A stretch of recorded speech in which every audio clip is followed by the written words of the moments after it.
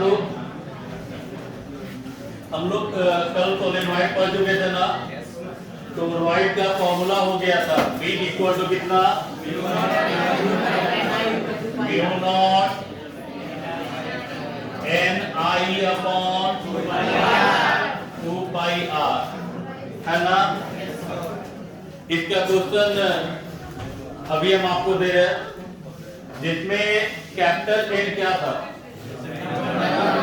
Total number of turn, total number of और आई क्या है, आई क्या है और आर क्या है, radius of toroid, radius of. तो यहाँ पर आपको आर डायरेक्ट नहीं देगा, आपको R1 देगा और आपको R2 देगा, इनर का और आउटर का।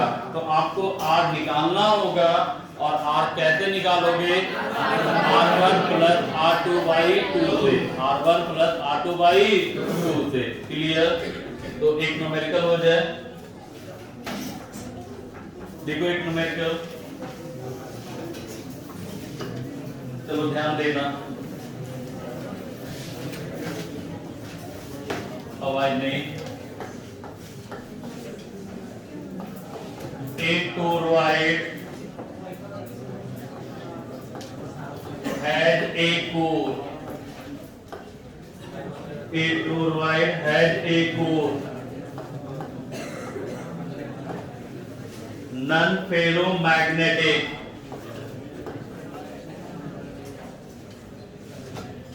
non-ferromagnetic, non-ferromagnetic or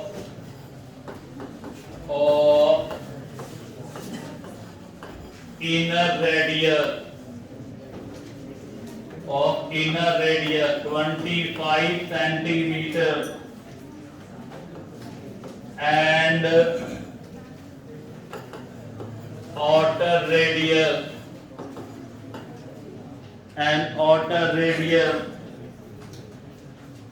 26 centimeter, 26 centimeter,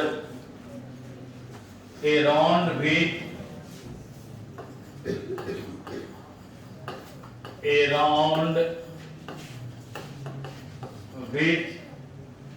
3500 turn, कितना टर्न्स है 3500 of a wire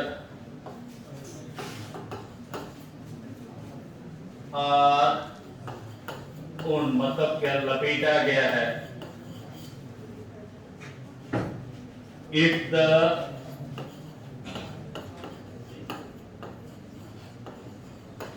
जिसको गप करना है क्लास से बाहर चले जाओ, हम वही बात बोलेंगे फिर। और हम इस बार अगर किसी को बाहर करेंगे तो 1-2 दिन के लिए नहीं, 1 सप्ताह के लिए। If the current in the wire,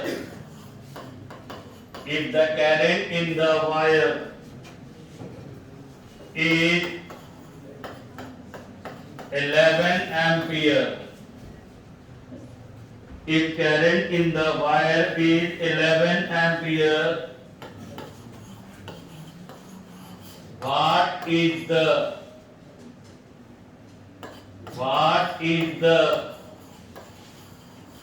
magnetic field? What is the magnetic field? पहला क्वेश्चन है outside the toroid, outside the toroid. Second है inside the core, inside the core of toroid,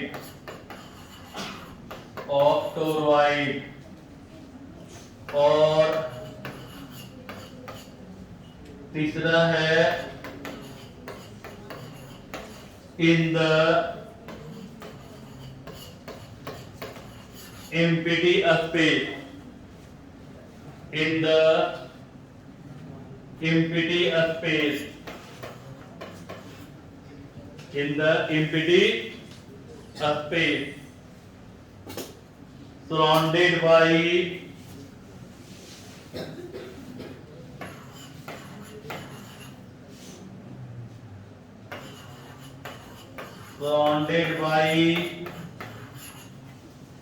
the toroid, आपके पास 3 question है ना दिया गया है, इसमें ऑब्जेक्टिव भी शामिल हो गया और आपका न्यूमेरिकल भी, दोनों।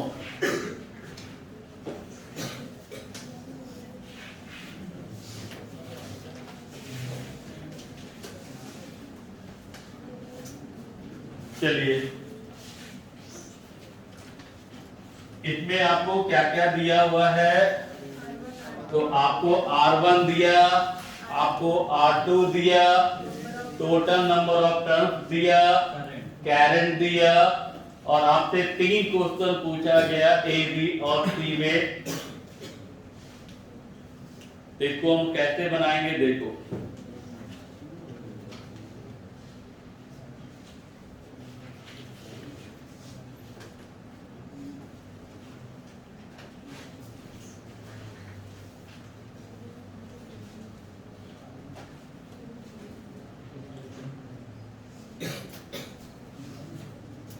तो क्या कह रहा है? एक टोरॉइड है, तो यहां देखो आपने क्वेश्चन लिखा, इसमें डाटा क्या क्या दिया हुआ है देखो, यहीं से समझाते हैं।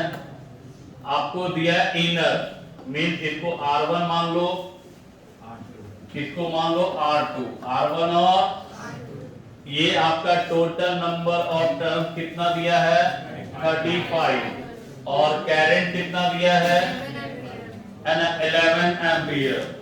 यानी R1 दिया, R2 दिया, कैपिटल N दिया और I दिया, है ना। आपका फॉर्मूला था इनसाइड टोरॉइड का V बराबर कितना? Mu naught capital NI upon 2 पाई R। तो R नहीं देके क्या दिया? R1 और R2। तो R1 और R2 से क्या R निकाल लोगे? तो कैसे निकालोगे? R1 प्लस R2 बाई कितना? 2 निकल जाएगा। और जब R का वैल्यू निकल जाएगा तो फॉर्मूला पुट कर दो, म्यू नॉट NI अपॉन 2 पाई R। क्लियर? इसमें पहला क्वेश्चन क्या है? Outside the toroid. हमने बताया था कितना होगा? 0। आउटसाइड कितना? 0। इनसाइड का फॉर्मूला यही है ना? और in the empty space surrounded by the toroid. जैसे टोरॉइड क्या था? एक सर्कुलर हम लोग फ्रेम माने थे ना, उस पे वायर को क्या किए थे? लपेट दिए थे। तो बीच वाला जो ये स्पेस बचा, वहां भी आपका मैग्नेटिक फील्ड क्या होता है? 0 होता है। क्या होता है? 0 होता है। तो आपका ए का ऑप्शन कितना? ए का आंसर कितना होगा? 0। सी का आंसर कितना होगा? 0। और बी वाला ये फॉर्मूला अप्लाई कर दो, जिसमें n दे दिया, I दे दिया, R निकाल लोगे, R1 प्लस R2 बाई 2 से पुट करके सॉल्व कर दो, आपका आंसर आ जाएगा। चलिए, अब आंसर कितना आएगा वो तो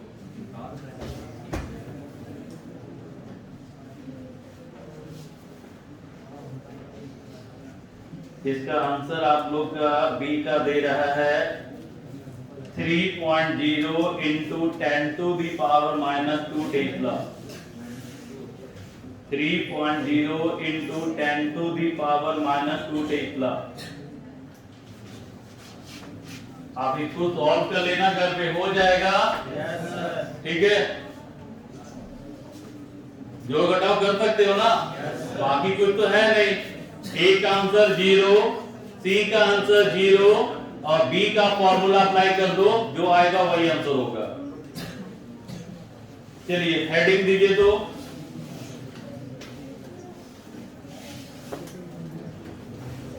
चलो हेडिंग दो।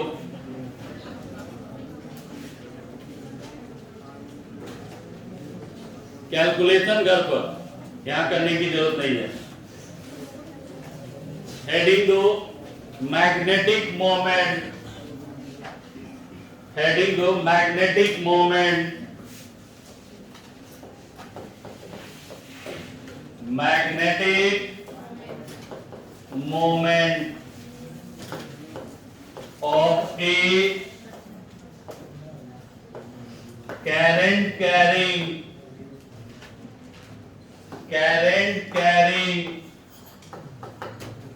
circular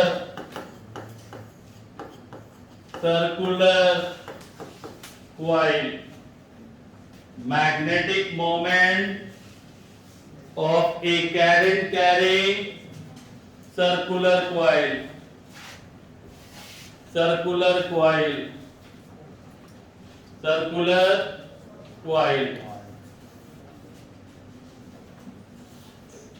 तो हमारा चैप्टर अभी क्या चल रहा है?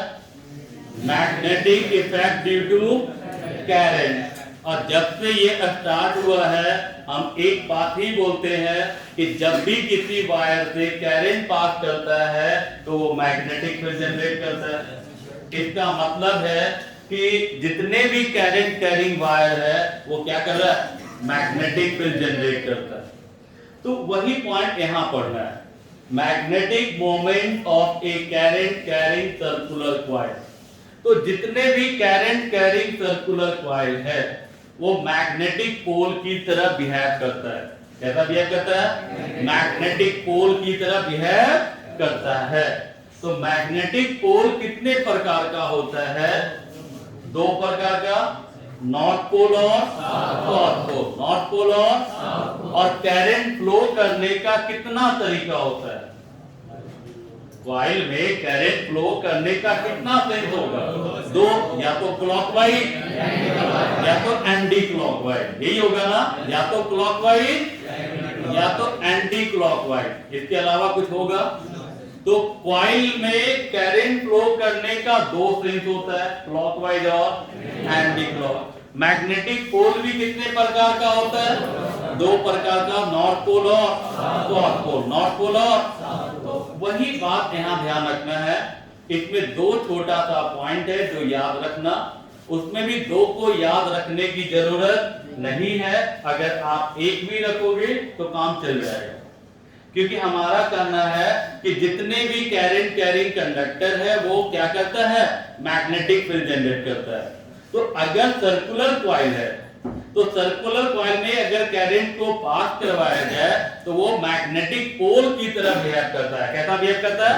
लेकिन मैग्नेटिक पोल दो प्रकार का होता है, नॉर्थ पोल और साउथ पोल होता है। और करंट फ्लो करने का भी दो सेंस होता है, क्लॉकवाइज और एंटी क्लॉकवाइज। तो अब यहाँ एक चीज ध्यान रखना होगा कि अगर क्लॉकवाइज में जो पोल होगा एंटी क्लॉक में उल्टा हो जाएगा नहीं। तो अगर एंटी क्लॉक में नॉर्थ पोल की तरह बिहेव करेगा तो आप ही बताओ क्लॉकवाइज में कैसा बिहेव करेगा? तो अब यहाँ पे है तो दो पॉइंट, लेकिन क्या दोनों रखने की जरूरत है? नहीं ना। इसमें सिर्फ ध्यान रखना कि अगर किसी कॉइल से एंटी क्लॉकवाइज डायरेक्शन में करंट फ्लो करता है तो वो कैसा बिहेव करेगा? North pole. कैसा? तो अगर क्लॉकवाइज है तो साउथ पोल, अगर क्लॉकवाइज है तो साउथ पोल। लिखोगे, हेडिंग दिए ना, देखो, ऑल करंट कैरिंग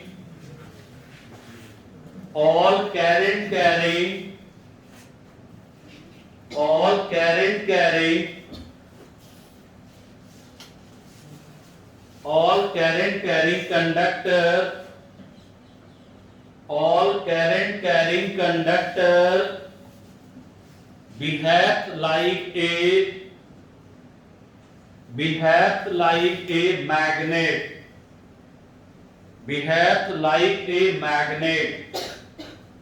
वो कैसा बिहेव करता है? मैग्नेट की तरह। कैसा बिहेव करता है? मैग्नेट की तरह। तो मैग्नेट में कितना पोल? दो पोल। कौन कौन? नॉर्थ पोल और साउथ पोल। देखो पहला point, if current in a coil in a coil flowing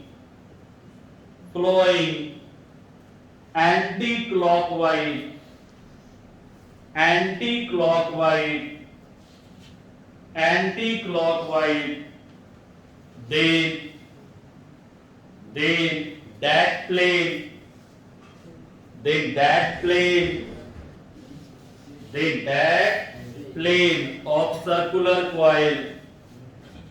then that plane of circular coil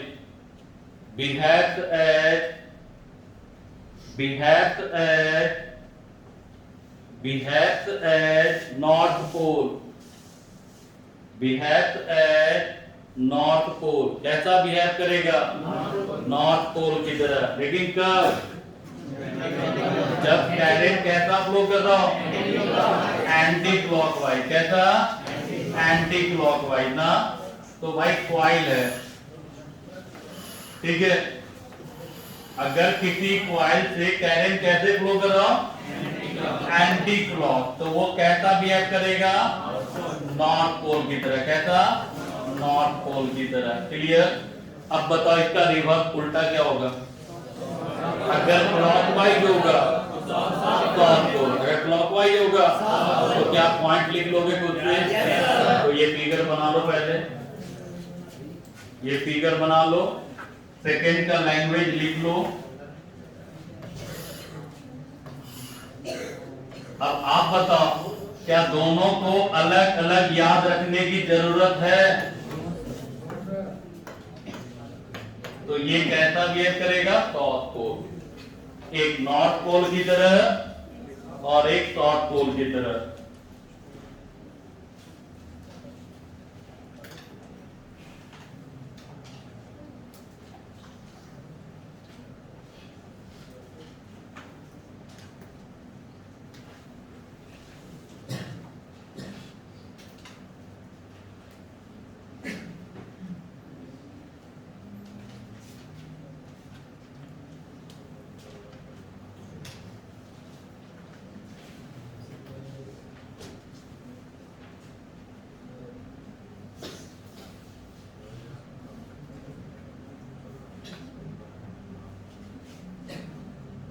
हो गया बाबू आपने लैंग्वेज लिखा जहां एंटी क्लॉक है वहां क्लॉकवाइज कर दो जहां आपका नॉर्थ पोल है वहां साउथ पोल कर दो तो क्या ये याद रहेगा कि जब भी किसी सर्कुलर कॉइल से करंट पास करवाया जाए तो वो कैसा बिहेव करता है मैग्नेटिक पोल की तरह कैसा बिहेव करता है मैग्नेटिक पोल कितने प्रकार का कौन कौन नॉर्थ पोल और साउथ पोल अगर आपका करंट एंटी क्लॉक है तो अब बताओ वो कैसा बिहेव करेगा अगर क्लॉकवाइज है तो साउथ पोल क्या आगे बढ़ा जाए हेडिंग दो मैग्नेटिक मोमेंट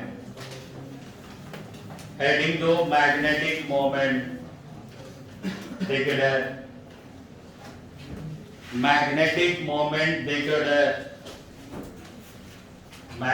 मोमेंट देखकर ध्यान देना मैग्नेटिक मोमेंट क्या है M equal to I A या इसको लिख सकते हो M equal to I A vector form में इसको लिखा जाता है आई ए एन कैप तो पहले डिफिनीशन देखो फिर इसका डायरेक्शन देखना तो डिफिनीशन क्या दिख रहा है आपको ये दोनों के बीच क्या है मल्टीप्लाई मल्टीप्लाई किया गया ना तो किसका मल्टीप्लीकेशन है करंट और एरिया वेक्टर यानी it is defined as product of electric current and area vector और एरिया वेक्टर तो अगर वेक्टर है तो डायरेक्शन होगा और एरिया वेक्टर का जो डायरेक्शन होता है वो प्लेन के परपेंडिकुलर होता है अब परपेंडिकुलर में भी दो केस होता है अगर कोई प्लेन है तो उसका परपेंडिकुलर होगा तो उसमें भी कितना केस होगा? 2 केस होगा, है ना? है ना? मान लीजिए ये कोई प्लेन है तो इसका जो परपेंडिकुलर होगा ये अपवर्ड भी है और डाउनवर्ड भी है, अपवर्ड भी है और लेकिन अब इसमें डायरेक्शन को कैसे चूज करोगे? तो इसका डायरेक्शन चूज करना है तो आपको यूज करना होगा राइट हैंड, है ना, thumb rule. Right hand thumb rule मतलब थंब रूल यहाँ पे मतलब अगर जिस सेंस में कैरेंट फ्लो कर रहा है ना उसी सेंस में फिंगर को क्या करो? रोटेट कर दो और जिधर थंब का इंप्रेशन होगा ना, जो थंब का डायरेक्शन होगा ना, वो किसको शो करेगा? है ना, मैग्नेटिक मोमेंट के डायरेक्शन को। किसको? जैसे एग्जांपल देखो, मान लो अगर ये सर्कुलर कॉइल है ना, इस तरीके से आपका सर्कुलर कॉइल है, आपको यहाँ पे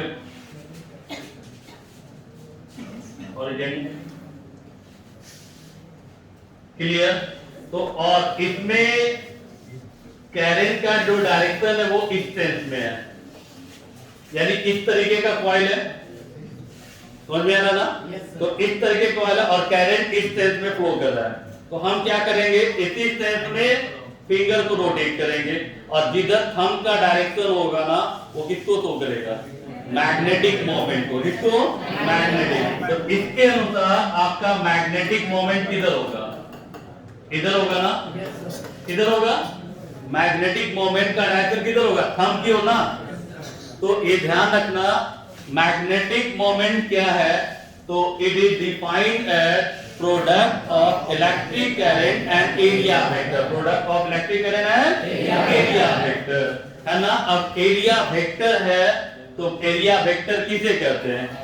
है ना, वैसा वेक्टर जिसका मैग्नीट्यूड एरिया के बराबर हो और डायरेक्शन उसके प्लेन के परपेंडिकुलर हो। लेकिन परपेंडिकुलर में कंफ्यूजन आता है, तो उस कंफ्यूजन को अगर दूर करना है तो हम किसका सहारा लेंगे? Right hand thumb rule. Right hand यानी इसमें करना क्या है कि जिस डायरेक्शन में कैरेंट फ्लो कर रहा है उसी सेंस में आप क्या करो? फिंगर को मोड़ दो। तो 2 ही सेंस होगा, या तो क्लॉकवाइज या तो एंटी क्लॉक, इसके अलावा कोई सेंस नहीं होगा। तो या तो क्लॉकवाइज या तो एंटी क्लॉकवाइज। तो जहां अगर मान लो ये सेंस में करंट है तो हमने इस सेंस में फिंगर को क्या कर दिया? मोड़ दिया। तो ये इधर का जो डायरेक्शन होगा वो क्या शो करेगा? Magnetic moment. क्या शो करेगा? Magnetic moment. क्या किसी को डाउट? इंटर लेवल में यहां से क्वेश्चन बहुत कम आता है ना, लेकिन अगर आप कंपटीशन लेवल में देखा जाए तो यहाँ से बहुत सारा क्वेश्चन देखने को मिल जाएगा, बहुत सारा क्वेश्चन मिल जाएगा। हर एक कॉइल, जैसे कोई सर्कुलर कॉइल है, कोई रेक्टेंगुलर कॉइल है, आपका ट्रायंगुलर शेप में है, उसका मैग्नेटिक मोमेंट पूछता है। तो डायरेक्शन में कोई दिक्कत नहीं होगा। तो डायरेक्शन में सिंपल सी बात है, या तो वो आपका 2 ही सेंस हो गया, या तो क्लॉकवाइज या तो जिस सेंस में करंट फ्लो कर रहा है ना लूप में, उस सेंस में इसको घुमा देना फिंगर को, और जिस डायरेक्शन में आपका थंब होगा उसी में उधर क्या होगा? Magnetic moment. क्या होगा? Magnetic moment. तो पहले लिखो इसको, मैग्नेटिक मोमेंट देख रहा है, मैग्नेटिक मोमेंट देख रहा है। It is defined as product of electric current, product of electric current and area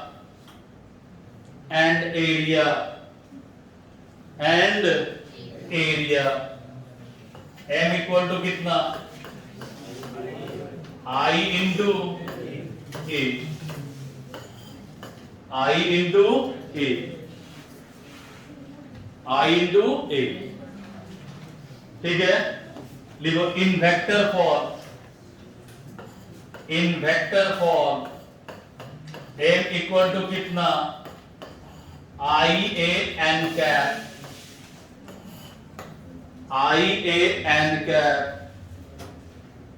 I A n cap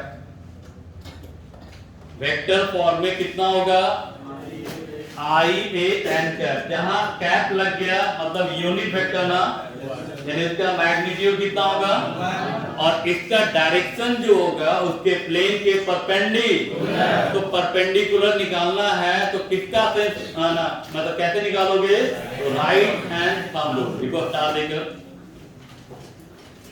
it is a vector quantity, it is a vector quantity, it is a vector quantity, it is a vector quantity, ठीक है, देखो, and its direction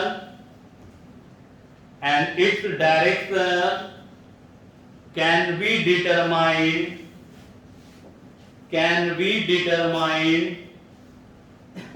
with the help of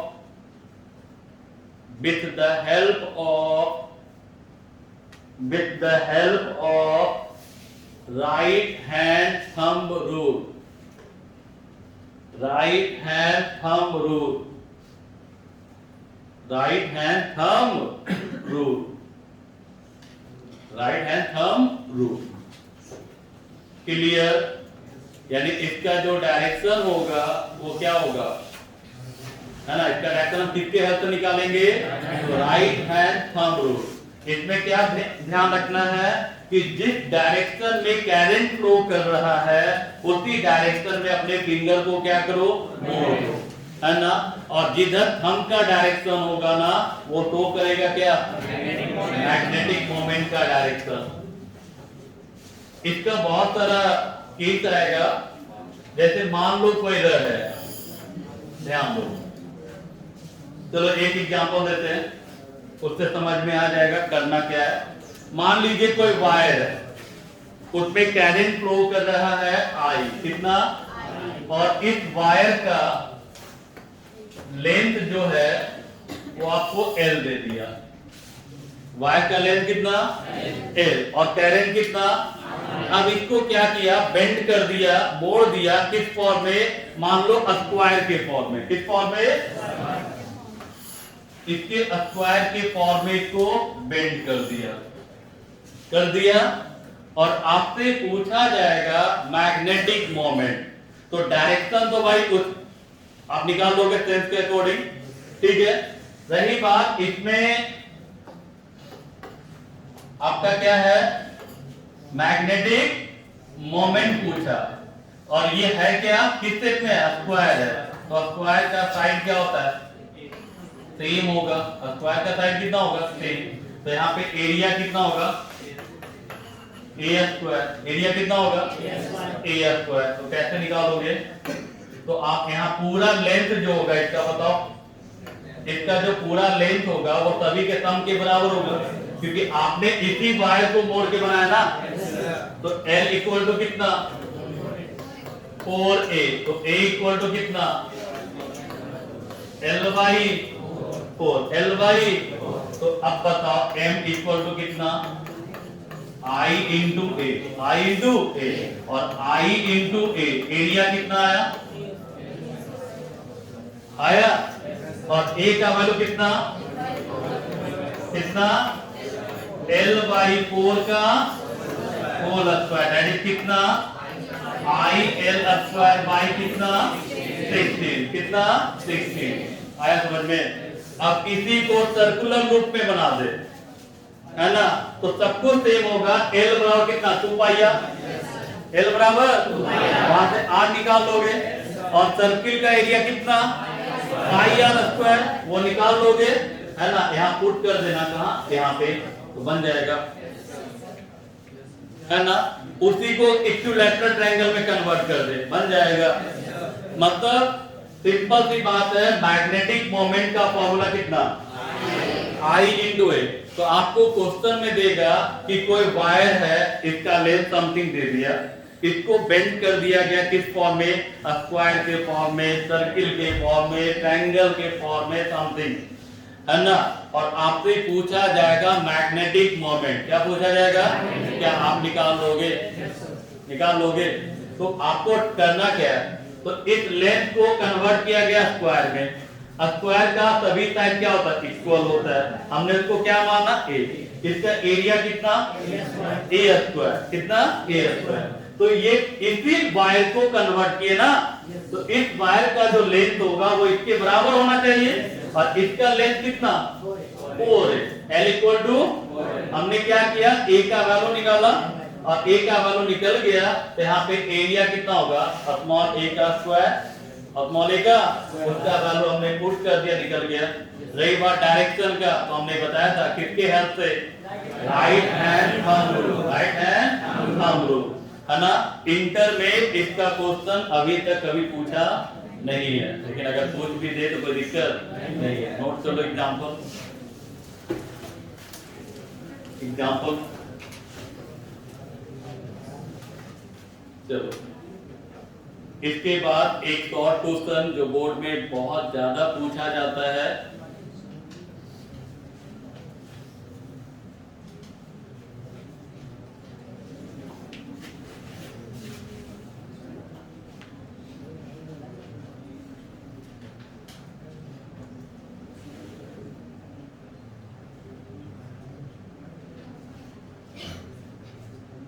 और कल आप लोग आना पसंद करोगे? अपने टाइम पे ही आ जाओ, क्योंकि आप लोग अभी हिंदी बैच से अच्छा खासा पीछे चल रहे हो, समझ गए। और आपका क्लास हार्डली चलेगा तो मंडे तक ही चलेगा, अगला मंडे। इसी कारण हम चाह रहे हैं कि संडे को भी क्लास लेते चले जाए।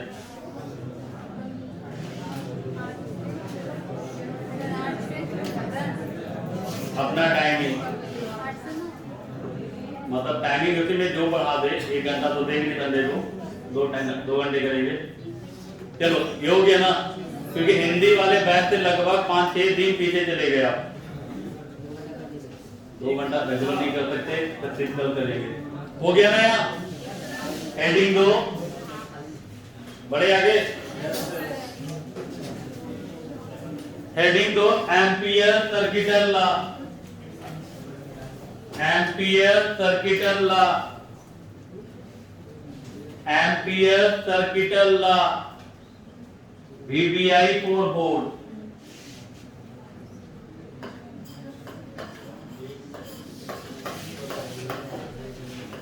Ampere,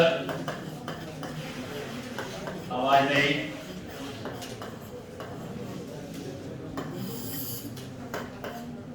ampere circuital law.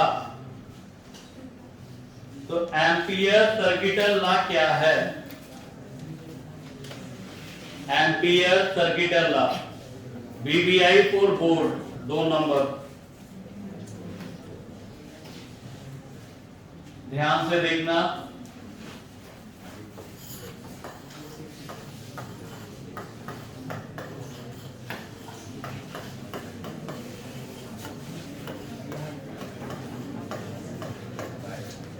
Clear.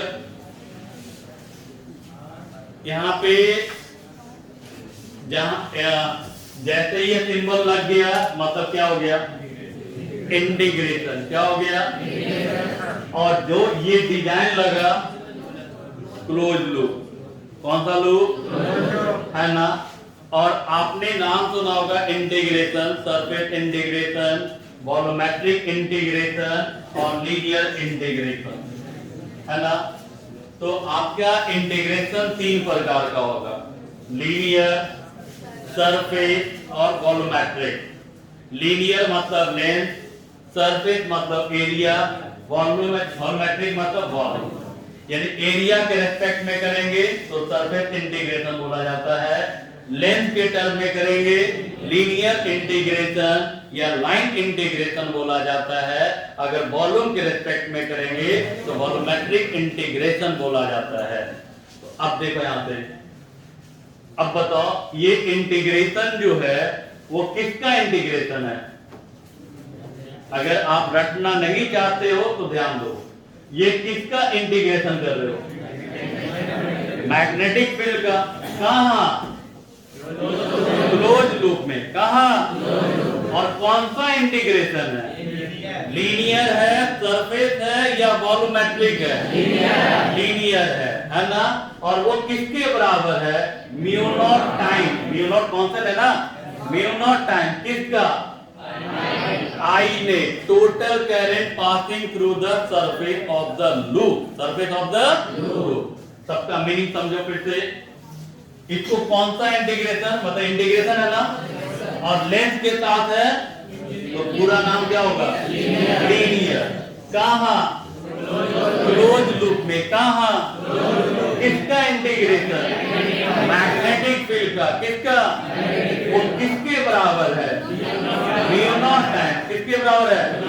और आई ने total current passing through the loop या सरफेस। आया समझ में? अब इसको जोड़ दो, सारा मीनिंग क्लियर है इंडिविजुअल। अब इसको लैंग्वेज बनाओ। ये किसका कहना है? मेरा। ये किसका कहना है? Ampere circuital law. तो आपका डेफिनेशन होगा according to Ampere circuital law, according to Ampere circuital law, line integration या linear integration of magnetic field, of magnetic field in closed loop, in is equal to mu naught time total current passing through the loop, total current passing through the loop। हो गया definition? फिर से एक बार, according to ampere circuital law, according to कौन सा integration? Linear integration. किसका? Magnetic field का। किसका? कहां?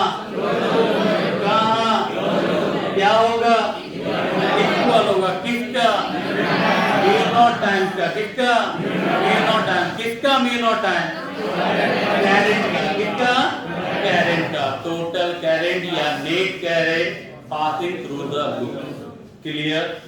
तो यहाँ पे क्या हो जाएगा? According to Ampere circuital law, linear integration of magnetic field या magnetic induction in close loop, in close loop is equal to mu naught time total current passing through the loop. इससे फायदा क्या होता है? इस तरीके से समझाने से कि अगर फॉर्मूला याद है ना तो कभी भी डिफिनेशन लिखने की बारी आ जाए तो आप लिख सकते हो। समझे? अगर आप रटोगे कोई बड़ी बात नहीं, आप रट भी सकते हो, लेकिन फायदा क्या कहां होगा कि ये फॉर्मूला इंपॉर्टेंट है। ठीक है? तो ये फॉर्मूला इंपॉर्टेंट है। अगर फॉर्मूला भी हमें याद आ गया तो हम इसके सहारे डिफिनेशन को बना सकते हैं। समझे? तो लिखोगे एम्पियर सर्किटल लॉ, देखो अकॉर्डिंग टू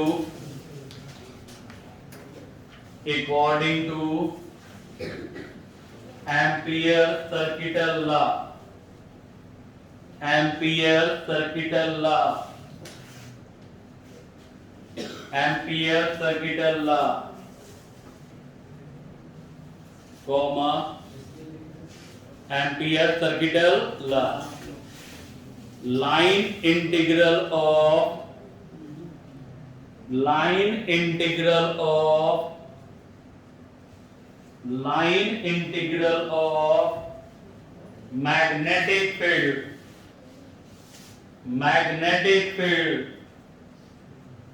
मैग्नेटिक फील्ड और इंडक्शन। मैग्नेटिक फील्ड बोलो या इंडक्शन बोलो, बी को हम क्या कहते हैं? मैग्नेटिक फील्ड कहते हैं, मैग्नेटिक फील्ड स्ट्रेंथ कहते हैं, है ना, मैग्नेटिक इंडक्शन कहते हैं, है ना। चलिए क्या लिखा है?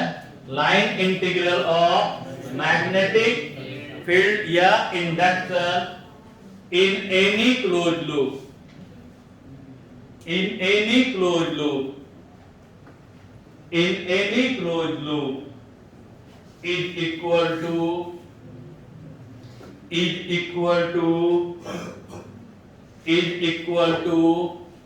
mu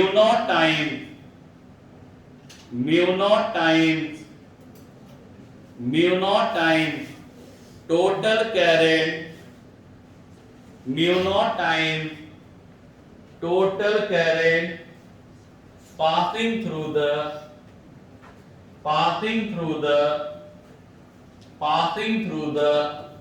loop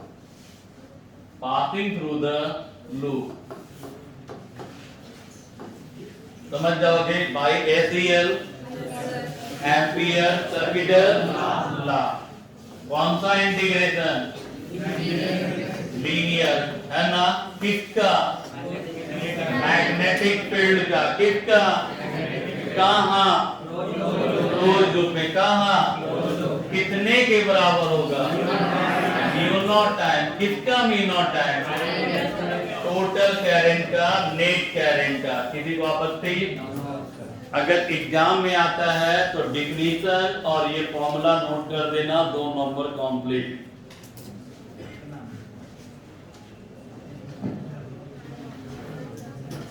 चलिए आगे बढ़ा जाए। इसका एक एग्जांपल नोट कर लो तो थोड़ा ज्यादा क्लियर करेगा। मान लो ये लूप है, मान लो ये क्या है? लूप है। क्लियर? कोई सर्कुलर लूप हमने माना और इसमें करंट है I1 I2 I3 I4 और I5। 3 लूप के अंदर है और 2 लूप के बाहर है। इसमें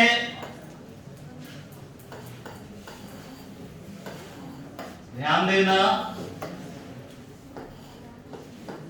इसका मतलब क्या समझे कि करंट आउटवर्ड है, इसका मतलब करंट, यानी इसमें लूप के अंदर 2 करंट आउटवर्ड डायरेक्शन में है और एक करंट इनवर्ड डायरेक्शन में है। 2 आउटवर्ड है और एक इनवर्ड है ना।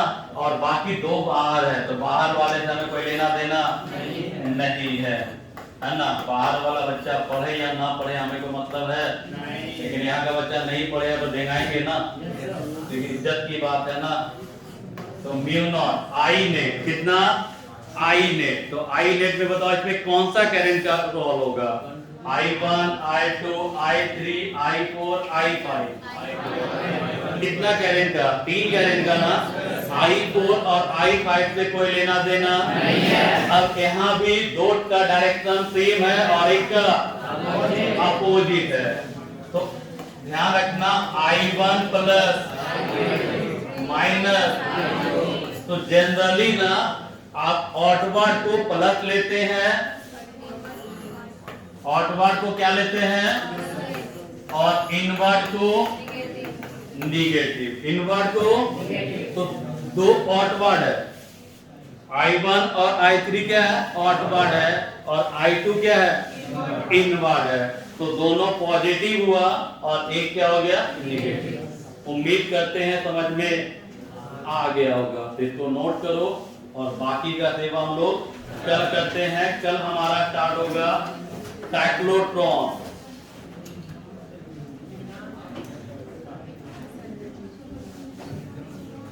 ठीक।